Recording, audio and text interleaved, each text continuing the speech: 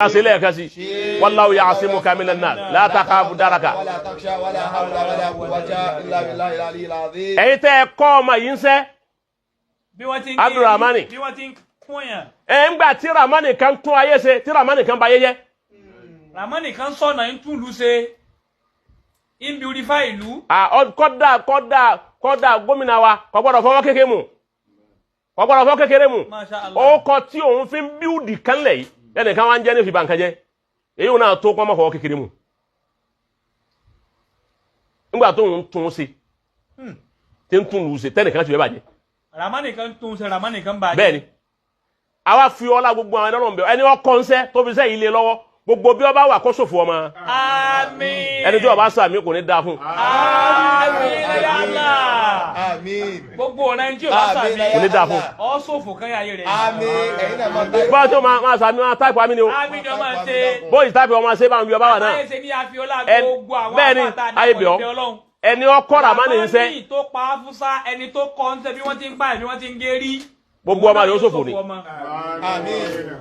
àwọn gúrùpù ẹ̀ tí wọ́n jọ ń ṣe gbogbo wọn ṣòfò ẹ̀mí wọ́n sì ṣòfò ọmọ Àmín.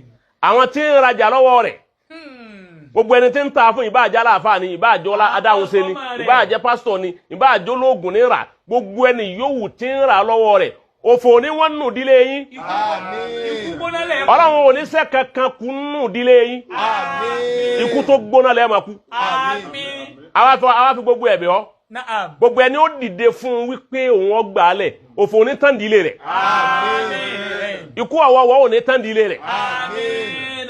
òun náà ò ní jèrè kan nù ọmọ rẹ̀ lórí Àmín ya Allah. ọlá Muhammadu Rasulullah Sallallahu alaihi wasallam. èyí tó jẹ́ lẹ́ẹ̀kẹrin bẹ̀ Naam. Ní sọ̀kalẹ̀. gbogbo ẹni yòówù láyé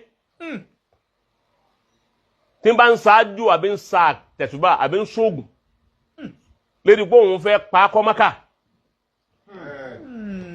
gbogbo ẹni bá ní kọ́pọ̀ jẹ lédi pé òun fẹ́ pa á kọ́ Mákà ẹ má pa ìjọba ní ọ̀pá ẹ má fi sìpìrìṣù àpá ẹjọ́ ó yanjú tó kù ná ẹjọ́ ó ṣe gbẹ̀ kó tó lọ ẹni bá wà lóhun sa nǹkan kan kó lè kú Olúwa abẹ̀ ọ́ pẹ̀lú àṣẹ rẹ Ọlọ́run àti jẹ́ kan rẹ Ọlọ́run àtàyínúkù rẹ Ọlọ́run òfò ńláńlá lérí ọmọ yín àti lérí àwọn ìyàwó àti gbogbo ntẹ́ bí òfò ní wọ́n nú fámìlì yìí. Àmín. mo ti ṣépè báyìí pẹ́ kọ́sìm. Bẹ́ẹ̀ ni àwọn èpè kankankanka. ẹni bá lóun fún nǹkan jẹ́ ń bí ọ wà tó lóun fún pọ́ìntì jẹ́ kó lè bá kú gbogbo ẹni bá dá mọ́jẹ̀mú rẹ̀ àbọ̀ bá dásà rẹ̀ ọmọ rẹ̀ gbogbo ohun tó bí lọ́mọ kò ní rẹ̀ ní lérí ọ̀kan nínú ẹ kó ní òfò nínú ọbẹ̀ yìí. Sáà máa sàmì lọ́ntì ẹ. gbogbo ẹ̀yin tẹ́ wá ń ṣe bẹ́ẹ̀ Gbogbo ẹ̀yin tọ́ ẹ tẹ́ pé wọ́n ojú ọ̀nà yìí lẹ gbá mú ẹ̀yin gẹ́rígẹ́rí. bẹ́ẹ̀ bá bí méjìlá Ẹ bá bí méjìlá. nínú ọmọ Inú ọmọ. ẹyọ kan tí ẹ pé yọ yanjú nínú ọmọ yìí òun ní òṣèkú pa yín Àmín ya Allah. ẹyọ kan tí ó yanjú nù Èyí tí ó yanjú lè yí tí ó pa. ìjọ pa ọ Pẹ̀lú ògo Ọlọ́run. ìjọ ìjọ yanjú ni pé kó lè bá a pa Bẹ́ẹ̀ ni kíkù rẹ̀ ó lè yí sí fún. irú ọmọ bẹ́ẹ̀ gbogbo ń tẹ́ bí ò ní yanjú ẹyọ kan táwa pé yọ yanjú nínú ọmọ tẹ́ bí òun náà ni ó pa yín Àmín. ọlọmọsà ṣe bẹ́ẹ̀ fún yín Àmín. ọlá àjọ tí wọ́n ń sunrun yín Àmín. ọlá àjọ tí wọ́n so yìgì ya yín Àmín. ọlá àwọn àfáà tó ṣe wútúbà Àmín. ọlá ẹni ó gbé yìgì wá Àmín. tọ́tẹ̀lé gba yìgì wá Àmín. Wọ́n lówó táwọn afá àpájọ́ wá wọlọ́wọ́ táwọn àfáà pàjọ́ Wọ́n náà lóúnjẹ tán jẹ. ọlọmọsà jọ bá yín láàmú Àmín. ẹ̀rọ àpẹẹrẹ tẹ́ ń wà yín kàn náwó ẹ̀ kí ẹsẹ̀ yín o torí bí n ṣe ń náwó ẹ̀ lẹ́mí wọn pé ẹsẹ̀ ń náwó sí Bàbá òní bá ẹ̀yin kọ́ àwọn àníní bẹ́ẹ̀ lọ́rọ̀ ń sì ṣe Àmín bàbá. ọlọmọsà wọlé ànábì kò ṣe bẹ́ẹ̀ Bàbá àwọn yẹn ṣe àmì 100 wọ́n ti sábì dáadáa ọ̀dẹ̀ bí bẹ́ẹ̀ lọ́rọ̀ ń ṣe bẹ́ẹ̀ lọ́rọ̀ ń ṣe Àmín. ọlá Muhammad Àmín Allah.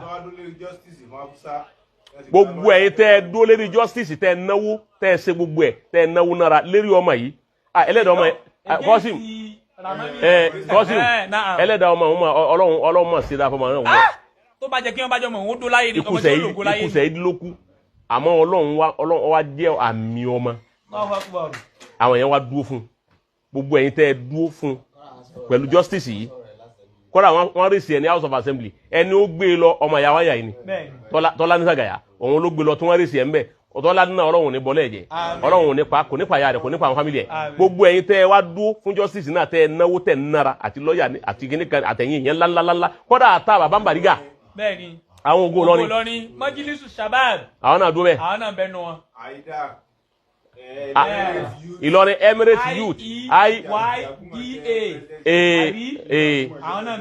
tí Jaguma ń jẹ́ president yẹ gbogbo wọn náà dúró IDPU náà dúró gbogbo wọn náà dúró àwọn rọ́bì tó tó lẹ̀ ó là máa wà láàyè mà tí bàbá wa ọlọ́pàá wa ń jẹ́ àwọn náà dúró àwọn council náà dúró bàbá gọ́vnà Kwara náà dúró gbogbo ń kálukú ló dúró gbogbo yín pátá jazakumullahu wa anna wa anil islam khairal jasa ọlọ́mọsà san ilẹ̀ san olórí.